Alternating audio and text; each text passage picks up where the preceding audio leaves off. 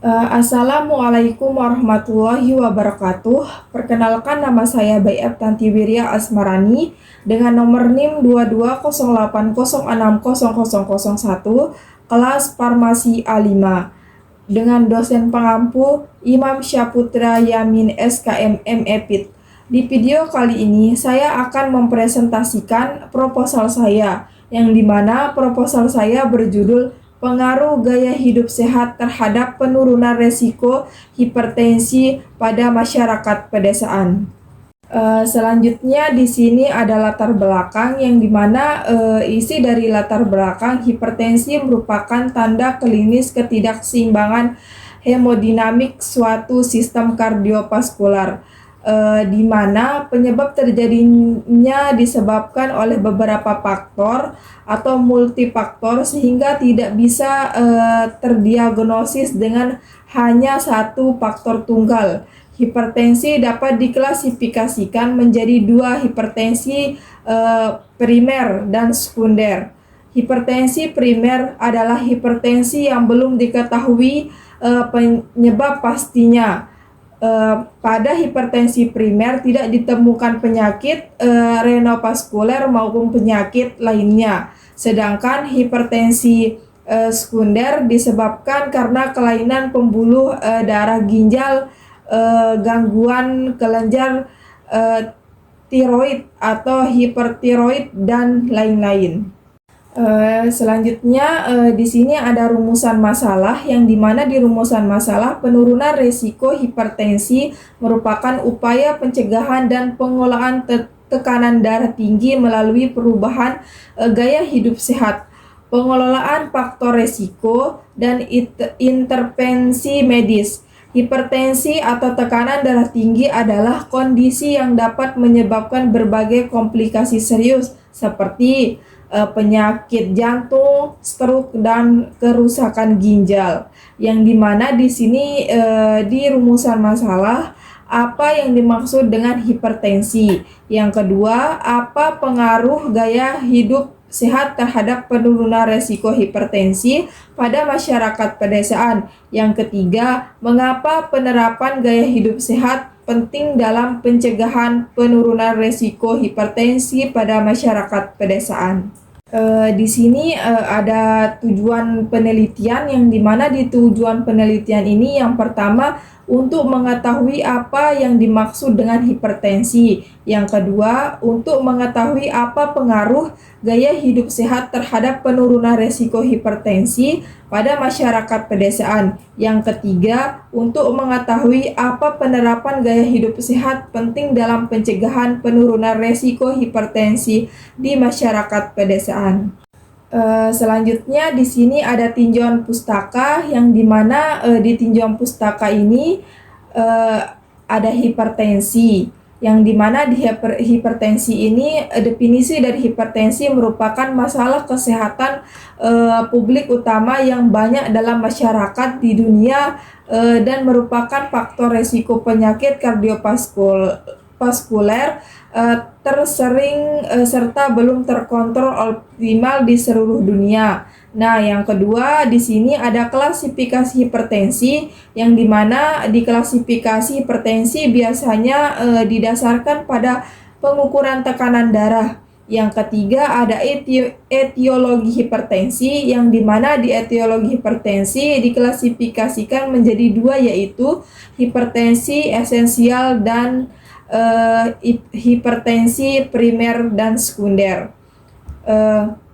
Yang keempat, di sini ada gejala hipertensi, yang dimana di gejala hipertensi ini cenderung menyerupai gejala atau keluhan kesehatan pada umumnya, sehingga sebagian orang tidak menyadari bahwa dirinya terkena hipertensi. Nah, yang terakhir di sini ada komplikasi hipertensi, yang dimana menurut Septi Pandinata dan Ernawati 2020, hipertensi yang tidak segera diatasi dapat menimbulkan komplikasi yang berbahaya seperti payah jantung, stroke, kerusakan ginjal, dan kerusakan penglihatan.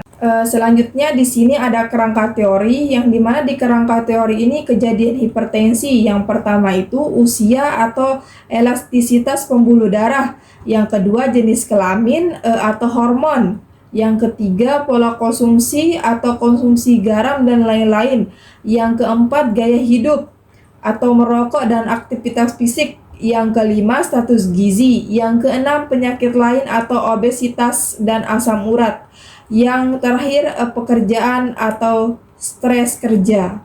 Selanjutnya di sini ada kerangka konsep, yang dimana di kerangka konsep ini dalam penelitian ini terdiri dari dua jenis variabel, yakni ada variabel independen dan variabel dependen, yang dimana di variabel independen dari penelitian ini adalah kebiasaan merokok, konsumsi garam, stres, jenis kelamin, aktivitas fisik, riwayat keluarga, dan status gizi. Sedangkan yang di variabel dependen ini dalam penelitian adalah kejadian hipertensi. Selanjutnya di sini ada hipotesis, yang dimana hipotesis ini dibagi menjadi dua. Yang pertama ada hipotesis nol atau HO, yang kedua ada hipotesis alternatif atau AH, yang dimana di hipotesis nol atau OH ini kebiasaan merokok bukan merupakan faktor risiko kejadian hipotesis. Terus yang kedua, konsumsi garam bukan merupakan faktor risiko terjadinya hipertensi. Nah, yang kedua ada hipotesis alternatif atau H, yang dimana di status gizi merupakan faktor risiko kejadian hipertensi. Nah, yang kedua, stres merupakan faktor risiko kejadian hipertensi. Nah, di sini selanjutnya ada metode atau desain penelitian, yang dimana penelitian ini merupakan penelitian kuantitatif dengan desain kuasi eksperimen menggunakan rancangan on-group pretest post-test. Di sini ada tabel 1 tentang rancangan penelitian, yang dimana di kelompok ada eksperimen, yang di pretest ini 01, yang di perlakuan X, terus yang di post-test 02, yang dimana di keterangan ini 01 yaitu tahap pengukuran tingkat pengetahuan sebelum diberikan intervensi edukasi dan hipertensi. Nah, yang X ini tahap intervensi edukasi hipertensi pada masyarakat pedesaan. Yang 02 ini tahap pengukuran tingkat pengetahuan masyarakat setelah diberikan edukasi hipertensi. Selanjutnya di sini ada waktu dan tempat, yang dimana waktu penelitian dilaksanakan pada bulan September 2024. Rencana tahapan penelitian dilaksanakan mulai dari survei pendahuluan, pembuatan proposal penelitian, dan konsultasi dengan dosen. Nah, yang kedua di sini ada tempat penelitian, yang dimana tempat penelitian ini dilakukan di wilayah Puskesmas Keruak. Tempat penelitian ini dipilih berdasarkan pertimbangan bahwa di wilayah tersebut terjadi penelitian angka kejadian hipertensi. Sampel dari penelitian ini mudah dijangkau penelitian sehingga mudah mendapatkan data yang akurat. Nah, selanjutnya di sini ada populasi, yang dimana di populasi merupakan seluruh objek atau objek dengan karakteristik sesuai dengan yang akan diteliti. Populasi dapat berupa masyarakat di suatu daerah tertentu atau beberapa daerah atau institusi seperti sekolah, industri, atau rumah sakit yang akan diukur sesuai dengan tujuan penelitian. Populasi dalam penelitian ini adalah masyarakat pedesaan yang menderita hipertensi di wilayah kerja Puskesmas Keruak. Data yang diambil adalah data penderita hipertensi dalam 3 bulan terakhir, yaitu bulan September hingga November 2024 sebanyak 119 orang. Nah, selanjutnya di sini ada sampel, yang dimana di sampel merupakan bagian dari populasi yang sesuai dengan karakteristik yang akan diteliti atau dipelajari. Dalam penelitian farmasi, kriteria sampel dapat meliputi kriteria inklusi dan kriteria eksklusi. Sebagai penentu dapat tidaknya sampel digunakan. Sampling adalah suatu strategi yang digunakan untuk memilih atau menyeleksi populasi untuk diteliti. Sampel dalam penelitian ini yaitu sebagian responden yang mempunyai penyakit hipertensi dan tercatat dalam register laporan penyakit tidak menular di Puskesmas Keruak bulan September hingga November 2024. Nah, selanjutnya di sini ada teknik sampling yang dimana di teknik sampling adalah cara untuk menentukan sampel. Teknik sampling yang digunakan dalam penelitian ini yaitu total sampling. Total sampling adalah pengambilan sampel meliputi keseluruhan populasi. Populasi yang berjumlah 10 sampai 100 orang maka harus diambil 100%. Nah, di sini ada kriteria inklusi yang dimana di kriteria inklusi merupakan subjek yang dapat menjadi sampel yang memenuhi syarat sebagai sampel. Adapun kriteria inklusi pada penelitian ini adalah A. Responden yang berusia 18 tahun. B. Semua responden yang menderita hipertensi tercatat dalam 3 bulan terakhir yaitu bulan September sampai dengan November pada tahun 2024 melakukan pemeriksaan di Puskesmas Keruak. Nah, yang kedua di sini ada kriteria eksklusi yang dimana di kriteria eksklusi ini merupakan subjek yang tidak dapat menjadi sampel karena tidak memenuhi syarat sebagai sampel. Contoh adanya hambatan, menolak menjadi responden atau suatu keadaan yang tidak memungkinkan untuk dilakukan penelitian. Kriteria eksklusi ini pada penelitian adalah A. Responden yang mengalami hipertensi. Yang B. Responden yang mengalami gangguan jiwa. Yang C. Responden yang memiliki penyakit penyerta seperti stroke, DM, CHP, dan gagal ginjal. Nah, selanjutnya di sini ada definisi operasional yang dimana di definisi operasional penelitian adalah pemberian definisi terhadap variabel penelitian yang secara operasional sehingga peneliti mampu mengumpulkan informasi yang dibutuhkan terkait dengan konsep. Selanjutnya di sini ada alur penelitian yang dimana di alur penelitian ini di wilayah kerja Puskesmas Keruak. Terus sampel penderita hipertensi pada masyarakat pedesaan yang dimana di faktor hipertensi ada usia, jenis kelamin, riwayat keluarga, obesitas, dan stres. Nah, yang di sini tuh ada hipertensi pada masyarakat pedesaan. Terus ada analisis data, yang terakhir hasil penelitian. Di sini ada teknik pengumpulan data yang dimana di teknik pengumpulan data merupakan suatu proses pendekatan pada subjek dan suatu proses pengumpulan karakteristik subjek yang diperlukan dalam suatu penelitian. Cara pengumpulan data dalam hal ini berupa kuesioner, observasi, dan wawancara. Di sini ada instrumen yang dimana di instrumen pengumpulan data dilakukan dengan menggunakan instrumen penelitian sesuai dengan masing-masing variabel, yaitu di sini ada 2 variabel yang dimana di variabel independen gaya hidup pada masyarakat pedesaan yang meliputi kebiasaan berolahraga, merokok, konsumsi kopi, dan pola makan menggunakan instrumen kuesioner. Nah, yang kedua di sini ada variabel dependen, kejadian hipertensi menggunakan observasi dengan mengukur tekanan darah responden dengan menggunakan tensimeter digital atau tensimeter jarum atau aneroid. Nah, selanjutnya di sini ada teknik analisis data yang dimana di teknik analisis data dilakukan dengan menggunakan SPSS for MS Windows, relase 26.0.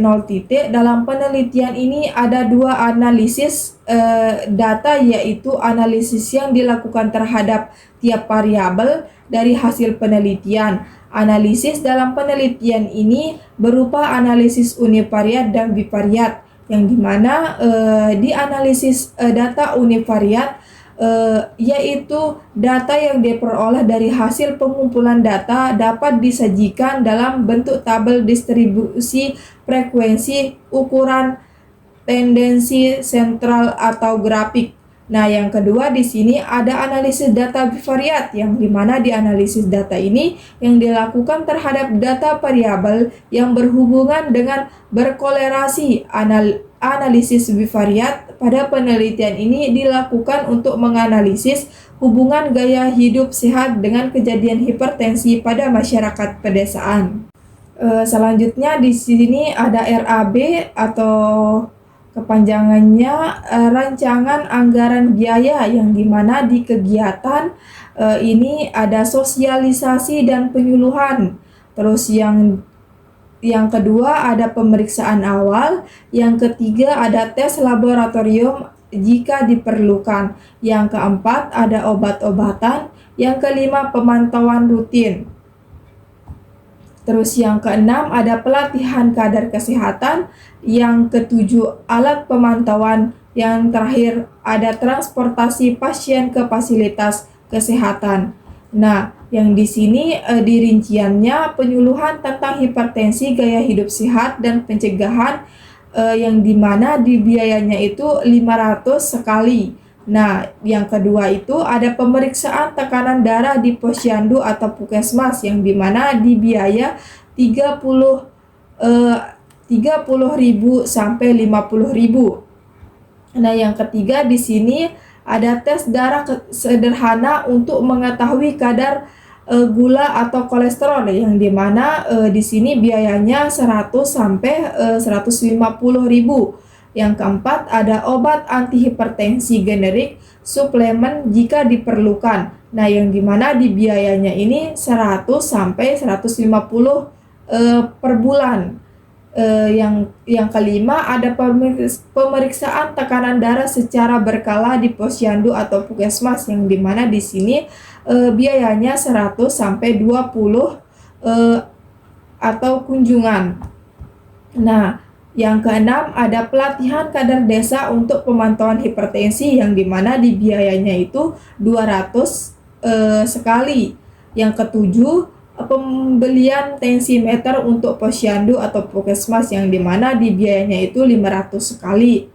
Yang terakhir di sini ada biaya transportasi untuk pasien yang perlu pemeriksaan lanjutan, yang dimana di biayanya itu 50 sampai 100 per bulan. Nah, jadi total biaya per bulannya itu 500 sampai 700.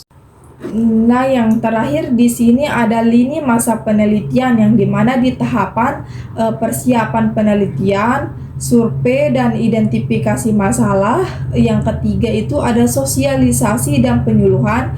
Yang keempat ada pengumpulan data, yang dimana di deskripsi kegiatan yang pertama ini penyusunan proposal penelitian, pengajuan izin etika, pembentukan tim penelitian, yang dimana di waktu pelaksanaannya bulan 1 sampai bulan 2. Nah, yang kedua ada identifikasi lokasi penelitian di desa, pengumpulan data awal tentang prevalensi hipertensi di masyarakat, yang dimana waktu pelaksanaannya itu bulan 2 sampai bulan 3. Nah, yang ketiga di sini ada penyuluhan kepada masyarakat tentang pentingnya deteksi dini hipertensi dan gaya hidup sehat, yang dimana waktu pelaksanaannya bulan 3.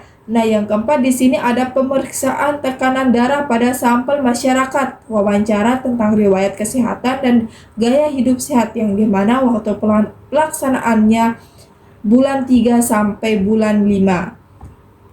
Nah, yang keenam di sini tahapannya, yang kelima pelatihan kadar kesehatan, nah yang keenam pengolahan dan analisis data, yang ketujuh penyusunan laporan penelitian, yang dimana di deskripsi deskripsi kegiatannya ini pelatihan kader kesehatan desa untuk pemantau hipertensi di masyarakat pedesaan, penggunaan alat pengukur tekanan darah, waktu pelaksanaannya bulan 5. Nah, yang keenam di sini ada analisis data yang telah dikumpulkan tentang prevalensi hipertensi dan faktor resikonya, yang dimana waktu pelaksanaannya di bulan 6. Yang ketujuh, ada penyusunan laporan hasil penelitian, penyusunan rekomendasi kebijakan dan strategi penanggulangan hipertensi, yang dimana waktu pelaksanaannya di bulan 7 sampai bulan 8. Nah, di sini yang dimana di tahapan ada yang ke-8 presentasi dan publikasi hasil. Nah, yang terakhir di sini ada evaluasi dan monitoring, yang dimana deskripsi kegiatan yang ke-8 ini presentasi hasil penelitian kepada pemerintah desa dan stakeholders terkait, publikasi hasil penelitian di jurnal kesehatan yang dimana di waktu pelaksanaan bulan 9. Nah, di sini yang terakhir ada evaluasi pelaksanaan program pencegahan hipertensi berdasarkan hasil penelitian, monitoring dampak jangka panjang, yang dimana waktu pelaksanaan di bulan 10. Sekian presentasi dari saya, kurang lebihnya saya mohon maaf. Wallahumma fiq ila aqwamit thoriq. Wassalamualaikum warahmatullahi wabarakatuh.